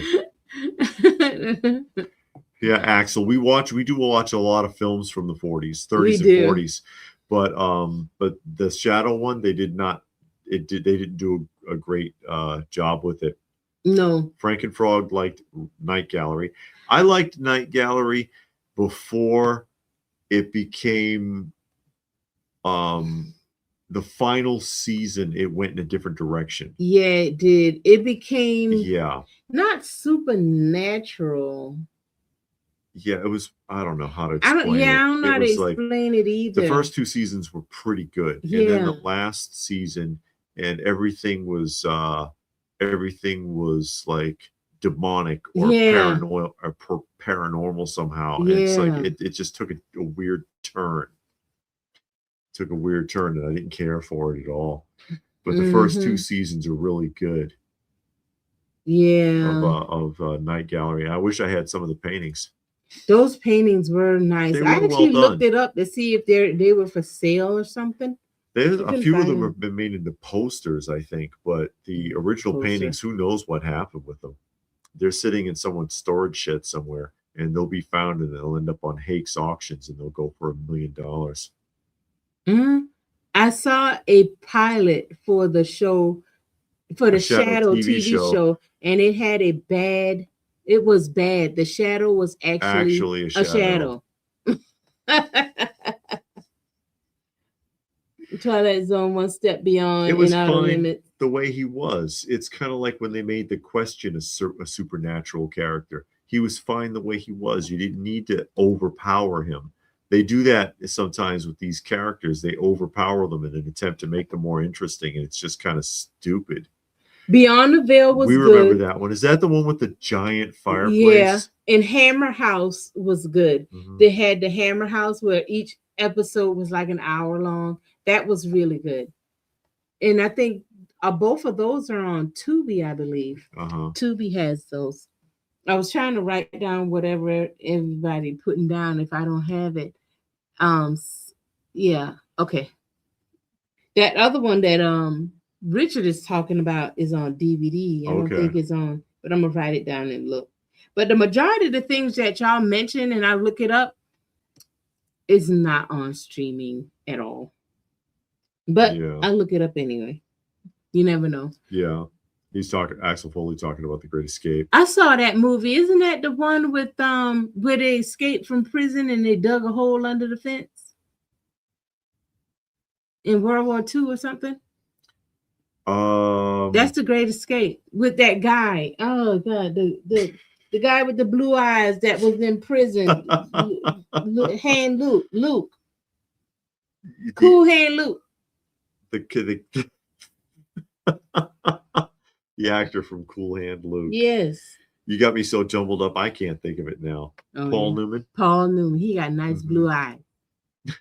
No, we don't have Alice. Alice? Yeah, the TV show Alice. No, I don't have the TV show Alice. Yeah, Alice Restaurant? I do have Alice. That's a great song. That is a fantastic song. It's the greatest, most underrated protest song ever written. Alice's you know which one I like? By Thorogood, when he was staying in the house and he didn't have money to pay his rent. Oh yeah, the long form version, the like the 10-minute one. Steve McQueen, that's who it was. One beer. Yeah. But he didn't have money to pay his rent, and the woman was like, "You're gonna pay your rent or you're gonna get out." And he couldn't find a job and all of that. That one, I like that one. Yeah. One bourbon, one scotch, and one beer. Yeah. Something like that. Yeah, that was good. Oh, the 80s Twilight Zone had a spider episode. We watched the 80s and the 90s. Not as good as the original. No, but we did watch it. Not as good as the original. So what are you going to do? Nothing you can do. Oh, boy. Yes, amazing stories. I remember Amazing Stories. I do remember Amazing Stories. I remember, what is the name of that other one? God, there's so many shows. The one with the little kid traveling through time. Oh, it's on YouTube. The little kid. Trying to think. Somebody knows what I'm talking about. You had to give a little more than that. He's traveling through time. There was a guy whose job it is to go back in time and fix things, but he was really bad at history for some reason, and the kid went with him because he was an orphan, but he was a really good history. Voyagers, that's it. Saturday morning remembered Voyagers. See, I knew somebody would get it. And people I knew somebody would get it. I couldn't think of the name of it. I used to watch that when I was a kid. I think it came on Sunday mornings. I actually have it on disc. Yeah, so I don't need to be writing it down. Voyagers? No, I've got Voyagers on disc. I've got the whole series. That's what. Yeah, tons of great stuff. Live action stuff. I've got a lot of the Sid and Marty Krofft. I've got who remembers this one? This is a throwback for you. Now that I think about Robert said Alice was weird and they had a depressing movie. Oh yeah. I don't really remember the show that well. That's the one where they were in the restaurant, Mel's Diner. Yeah. Yeah. Right. And then and Kiss My Grits, the lady used to say. I don't remember the show. All I remember was they were in the diner. And it was Mel's Diner. That's all I remember about that show. I don't know nothing else. Who remembers this one? Nobody. Who remembers Zoobly Zoo? That's what you need to remember. This is better. Who remembers New Zoo Review? Come on. Nobody. Season 1, 59 episodes. 59 episodes. Too much. This is fun. They had action figures. Well, they're bendies. Oh yeah. They're bendies. We watched and they came Masters carded. of the Universe last week. With the film. Yeah, because they said Courtney Cox and she was in it. Yeah. We watched the Dolph Lundgren Masters of the Universe. Anne remembers. Yeah, New Zoo Review. And Richard remembers. Coming right at you. Press here And you know what happens? Nothing. Nothing, because the battery's dead. It actually did play music. Oh, When you really? press this, yes. But the new zoo review, that was awesome. New zoo review coming to you. It's fun. I never heard of it before. Fun vintage show. I guess. And then, of course, this is what we were talking about earlier, was the Land of the Lost. There it is. All 3 seasons. And, of course, you know, the 3rd season was good also, but replacing Dad just kind of killed it. But Sid and Marty Krofft's only live-action Saturday morning drama, as far as I can remember. Do you have the live TV show Wonderbug, Sid and Marty Krofft? No, I don't have Wonderbug. No, Johnny, he doesn't have that. I don't have that one. Let's see how old. See, Eric remembers Zoobly Zoo with Van Vereen. That's right. I remember Zoobly Zoo too, and they filmed that in Boston. Did they? Yeah, they did. And I remember at the Children's Museum in Boston, they would come out and do autograph signings. Oh, really? In costume? Yes. Mm. And then I forget which guy it was. The guy who played the beaver had to apologize because he had to take his glove off because the signing the autographs, it was too much for him. He had some kind of problem. And he was like, I'm sorry, you know, to break character, I can't keep because, you know, they had the mitts to look like they had paws or whatever. He's like, I can't do it anymore. I've got to have my hand free because it hurts. Oh, that's Scrooge McDuck. Yes. Yes, the theme song is now racing through my head, and I won't be able to get it out. Because it's the new zoo review. No, Zoobly Zoo. And it's coming right at you. The Great Space Coaster. I remember Great Space Coaster. No Gnu's is Good Gnu's with Gary Gnu. Gullah Gullah Island. How about this one? Who's old enough to remember this? No one. Oh, boy. Oh, boy. I think Bigfoot and Wild Boy, Johnny, was part of the Krofft Superstar Hour, where they had a bunch of, like Electro Woman and Dyna Girl was not its own show. It was a piece of a like sort of variety show. Who remembers Lancelot and Link? They had these trained chimpanzees and they would dress them up and they would move their mouths and they got their voices dubbed like they were actually talking. And it was like supposed to be a comedy spy show. It was bizarre. Saturday morning live action. If anybody remembers this. Who remembers watching this one? Nobody. I'm going to quit saying that. How about this? Jason of Star Command. Jason of Star Command. And look who that is. Who's that? Some of you know who that is, don't you? That's James Doohan. Who's he? Scotty from Star Trek. Jason of Star Command with what's his name? Sid Haig as the main villain, with probably one of the best maniacal laughs on television. And this was a live action Saturday morning, and it was on CBS. And I swear to God, they never play. It was the whole series is one continuous show.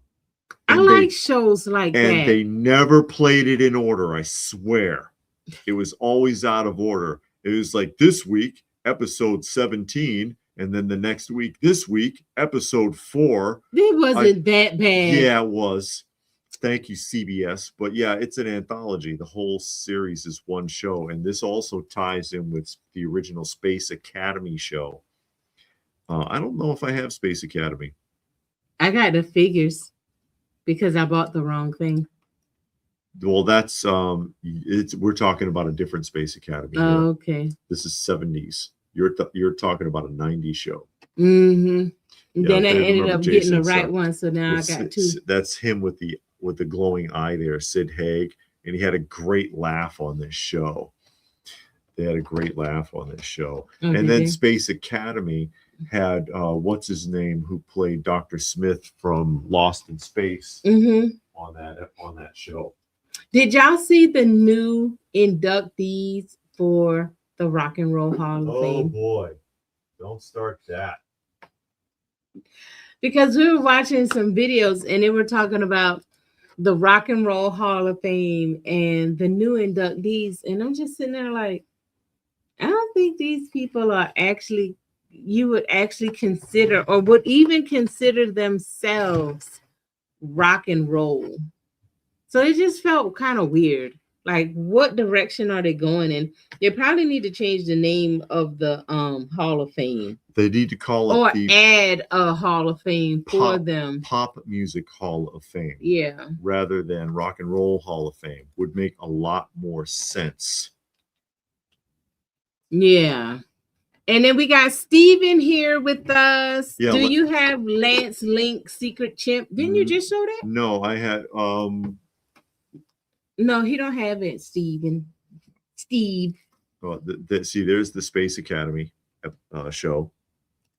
That was the companion show to that. I don't remember Blake's 7. Yeah, I agree with you, Anne. But now he is in there with Genesis, but he's not in there with as a solo artist. He's in as the band. Yeah, I think In Excess need to be in there. I think they're a great rock and roll band. The greatest live action Saturday morning cartoon show, but the live action show from the 70s, of course. I don't know about that. The original Filmation Ghostbusters. This is actually funny. The original Filmation Ghostbusters. Before Dan Aykroyd got a hold of it.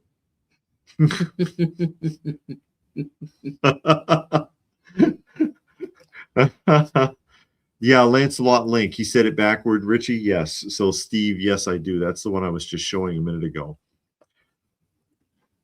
I thought he had me thinking there might have been a companion show I wasn't aware of. Mm-hmm. Yep, it's a crying shame. In Excess is not in the Hall of Fame. And David keeps saying this, but I don't know. I'm going to have to look it up. He said Led Zeppelin is not in there. I don't know how they're not in there. If you're going to put all these other people in there, like they nominated Shakira and Mariah Carey, Wu-Tang Clan, people like that. And it's like, they don't even consider themselves rock and roll artists. It's like you need to define what rock and roll is. Huey Lewis ain't in there. No, Huey Lewis is not in there. And he had the heart of rock and roll. That's right. And it keeps beating. Now, you all remember this one.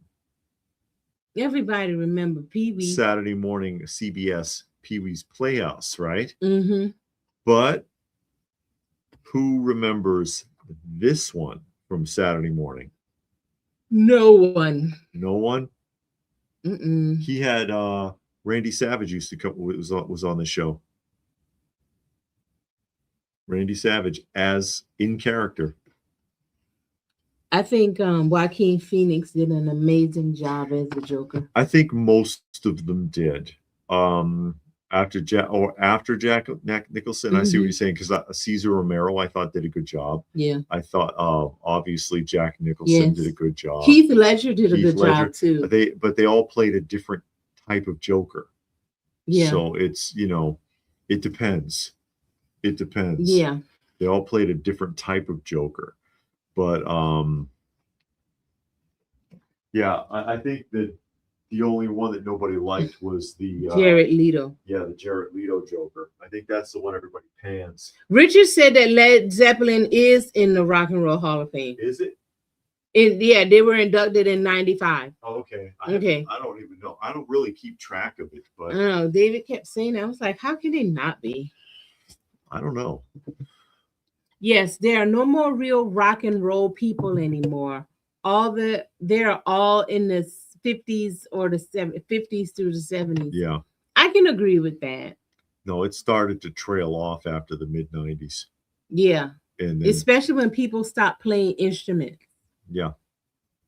Because they get up there, half of these bands, these modern ones anyway, they don't play instruments. They all got machines, drum machines and different machines playing the instrument. It's not a person a lot of the times, sometimes, but not most of the time. Yeah. Okay. I was going to say something. Today I bought it. Johnny Huckleberry. got Huckleberry Hound. That's the cartoon. Yes, Hanna-Barbera cartoon.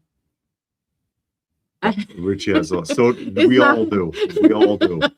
Yeah. We all do. Hey, Vern. It's Ernest. Eric wants to know. Yeah. Do you have that? I've got some of the Ernest. I've got a like a block of Ernest films. That Ernest goes to camp. Yeah, Ernest Saves Christmas and stuff like Yeah. that. Ernest Goes to Jail, whatever. I don't have a TV show though. No, he started with the commercials. He started with those commercials. Actually, Alex says, "Oh, Heath was Alex. too evil. He didn't like Heath Ledger's. That was my first bad impression But of a Batman movie. that's the type of Joker they were looking for, though. Yeah. You know, that's what they wanted. So, I mean, that's what he gave them. 30s to the 90s. I can agree with that, John. Yeah. Out of Sight is here. Sight Beyond Sight. What? Out of Sight. Yeah. Sight Beyond Sight. Sight Beyond Sight, the Thundercat. Hey. It's Fat Sight. Albert. It's Sight Beyond Sight. Mm-hmm. But, yeah, just like everything else, I think it peaked in the mid 80s. Mm-hmm. Music, movies, television, wrestling. I mean, majority of it, I think, all peaked in the 80s, and then it starts gradually declining through the 90s, and then by the time you hit the 2000s, you're scraping the ground, and just kept going. Oh, really? There's also a DVD collection of Ernest P. Worrell's stuff that's not movies. Oh, you mean like his old commercials and such? I haven't seen those in forever. You can't even find them when we look up like commercial blocks. You never see them in commercial blocks. There's a lot of commercials that haven't been restored. Well, none of them have been restored. That's part of it. That's why, because sometimes people complain, oh, the quality on that wasn't, because I put commercial blocks up sometimes. Try finding any. They're not restored. Nobody cares about that stuff. And then, like, for example, I've got one up for St. Patrick's Day. Man, it's tough to find vintage St. Patrick's Day commercials at all. Mm-hmm. There's nothing out there. There's nothing out there. Valentine's, I had a time finding any Valentine's ones. Mother's Day, because I've done a Mother's Day block, really hard to find. I put up a St. Patrick's Day vintage cartoon with vintage commercial collection recently, and that was hard. That was very hard to find any vintage St. Patrick's Day cartoons at all. There's almost nothing available. And I did one for Easter. That was a little easier. I've got a Halloween one that's going to be going up shortly. Oh, okay. I might put it up tomorrow. I might put that up Not tomorrow. Halloween. Yeah, I know, but I'll put it up anyway. Okay. I mean, hell, people still watching the Christmas ones I did. Yeah. So somebody might enjoy that. I like putting that kind of stuff up. I did the one for the 50s and 60s cereal commercials, stuff people probably haven't seen in forever. But it's fun, and that's out of my league too, because I'm not that old, but they're still fun to watch. Really interesting. How about Arbor Day? Snoopy did an Arbor Day special and no one else. Yeah, but you're not putting anything Peanuts up. Purity milk commercials that Jim Verney did. Pre-Ernest as a drill sergeant. That sounds familiar. Really? That sounds familiar, actually. One of the best musical duets that I still love to this day is the one that Nat King Cole did with his daughter. That was good. Singing the song Unforgettable. That was a good song. And they did a music video, too, of that, where she did a duet. They kind of spliced it together. It came out well. Uh-huh. I think that was good. I think I've seen that. Mm-hmm. Yeah, that was well done. That does sound familiar. Mm-hmm. I like that. But I don't know about that Rock and Roll Hall of Fame, because it was a big deal last year when they said the nominees. Everybody's mad every year now. And it's like... Go ahead. Yeah, I've done a few old toy commercials. I've got a block of vintage Robert's Asking. Mm-hmm. I've got a block of vintage Mark's Big Wheels, a Mm-hmm. bunch of Big Wheel commercials. I've got a commercial block for Inhumanoids, action figures. I've done a few of those, so they're on the channel. They're on the channel, and they might be in the playlists if you look in the playlists. Johnny says that Jimmy Hart was born in Jackson, Mississippi. He was born in West Point, so he's gonna have to mention that. Okay. You got to go to Jackson and see if they got something put up for him, like a little memorial or something, or they named his street. You know, they like doing that. If a famous person was born on a street, They try like to claim it. Yeah. Like they had something to do with it. Mm-hmm. And then they try to make the house they were born in, what you call it when they museum. No. A historical landmark. Oh boy. And you get that brown sign. Yeah, like the like the house that Kennedy was born in Brookline, Massachusetts. It's a tiny place. The Jackson house. Yeah, Michael Jackson. It's got a plaque in front of it. It's not like you can go in there and do anything. It's just it's like why bother? I never seen an ad promoting comics. The only ones I ever really remember was the G.I. Joe ones. For comics? Yeah, comic books? Yeah, because that's how they were originally promoting the action figures, was with the comic book ads. Mm-hmm. But I don't remember too many comic book promotion commercials. I've got the one for Jerry Seinfeld with Superman. I've got the Terry Tate. The Terry Tate is a lot of fun. Mm-hmm. The Terry Tate office linebacker is absolutely hilarious. That's not a comic book though. Well, still, but I'm talking about commercial blocks. Oh. I highly recommend taking a look at the Terry Tate office linebacker, Superman Peanut Butter, and my favorite, Superman versus Nick O'Teen, who needs an action figure. Yeah. Nick O'Teen, whose power it is to seduce children into smoking cigarettes. Those commercials are a mess. Really? The band Gorillaz just released a hand animated short film, 13 minutes long. I remember Gorillaz. Yeah. Wasn't there a rap group? No, they're not a rap group. They're not a rap group. Oh, okay. But yeah, I remember Gorillaz. I remember the name, and I remember seeing like the cover of an album. But I honestly never listened to them, so I don't really know what they are. I think I just thought they were a rap group. I don't know. No, but still. But yeah, I've done a lot of those over the years, commercial blocks and animated blocks of like television cartoon specials. Really? From our childhood. David has the Prime One Studio. The kid with the Kung Fu grip got it for $600. That's good. Wow. That's about how much it cost when it came out. Yeah. That's Micronauts animated movie. How are you doing, kid with the Kung Fu grip? Yeah, we had because she had given it to me as an anniversary gift some years ago. Yeah. And it's not on display right now because we don't have the space cut out for it. But I like that. When I saw it, I was like, man, that's a nice statue. I don't collect G.I. Joe, so I wasn't going to get it for myself, but I know David did. So I was like, he can display it and I can look at it. Gorilla features a rap artist in most of their hits. Okay, that's probably why I thought they were. Okay. Yeah, that's a nice piece. I really like that piece. I really want the Prime One Studio Swamp Thing. I want that statue. I missed it when it came out originally, but I would love to have that statue. Richie wants to know if I remember Chiller Theater. Chiller Theater. I'm not sure. Yeah, we watched it. We've watched Chiller. Yeah, we have. Okay. You probably don't remember because they all kind of blend in together. Yeah, I probably know it if I saw it. and just don't remember the name. Perhaps I just don't remember the name. So it is what it is. Yeah, the kid wants to know how we're doing with the new house.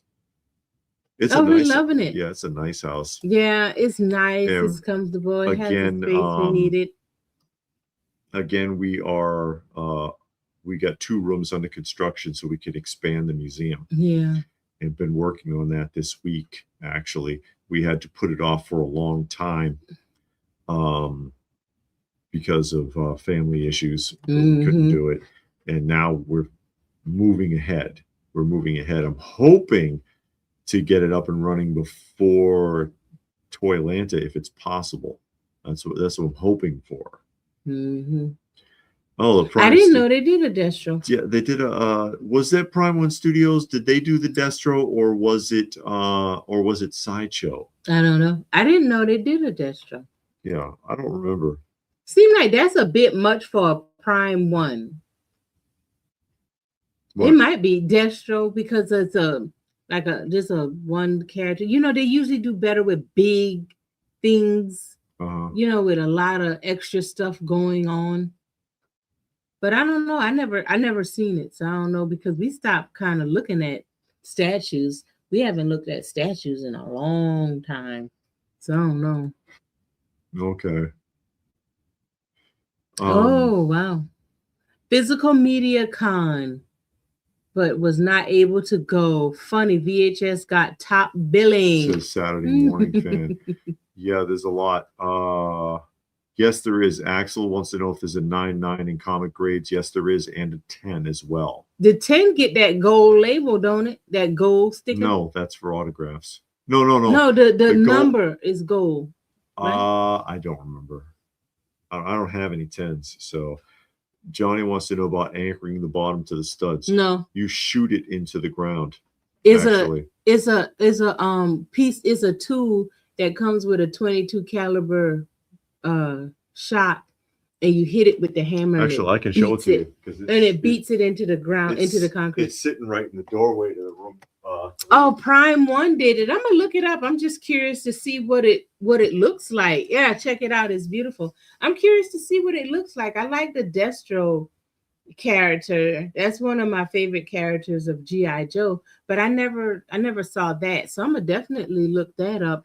I'm just curious to see what it looks like and what all he comes with, especially the base, because Prime One Studio does really good, like I said, with big stuff. When they have to do this big elaborate base, they do really good with that. So I just want to see what all they did with that. This is that weapon thing. This is called a ram set, and it is exactly what it is. So in the hole right there, there is a special nail with a rubber guard on it. It's like a 2.5 to 3 inch nail that you insert in here, and it goes all the way in. And then you open the ram set, and right there you actually load a 22 caliber bullet.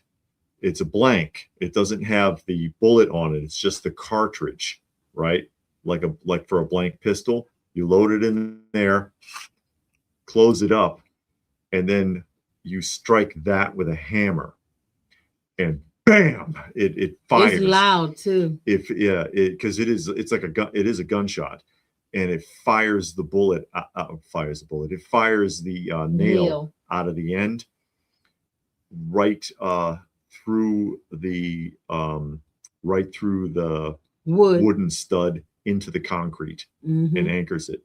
And it is loud, because when we were doing it at the other house, somebody actually came to the door while we were doing it.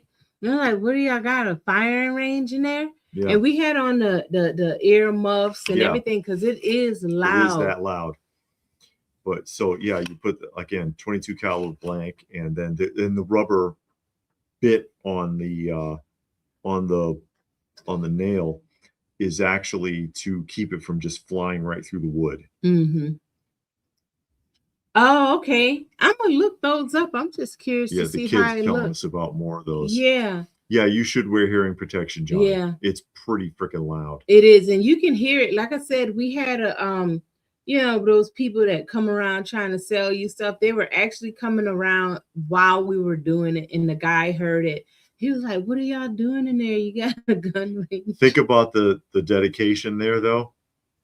You heard gunshots and you still rang the doorbell. Hi, how you doing? I'm from Xfinity.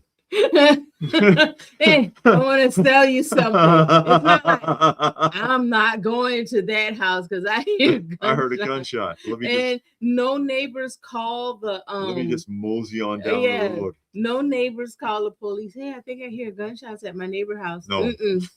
No, we ain't getting none of that. No, Robert, it's not a toy. We just explained what it was. This is a tool. This is a tool. It's a dangerous tool. You better know what you're doing. Yeah. Or because again, you're putting, even though there's no actual bullet, the cartridge is real. It's like a real blank 22 caliber cartridge, so it fires the nail like a bullet. So it's you know, any kind of tool you got to be careful with. You got a GameCube back there? A GameCube? Yes, I do. I have two of them. Oh yeah, I don't know how you see a GameCube. It's right here. It's right. You can't see it, but yeah, it's a GameCube back there. Yeah, I don't know if you got Mario Kart or Mario Party something or another. I don't think so. No, he don't have any of those games. With the converter on it for putting in the Game Boy cartridges. I don't think I have Mario Kart for the GameCube because I got the discs here. Axel said he was going to collect anything graded a 10 about a year ago because they weren't hard to find and so relatively affordable. But they'd probably be mostly modern books. Yeah, mainly modern books. Yeah. Nothing old though. My brother has been and talked about y'all at Joe Fest. How did I miss y'all? I don't know, but we go to Joe Fest every year.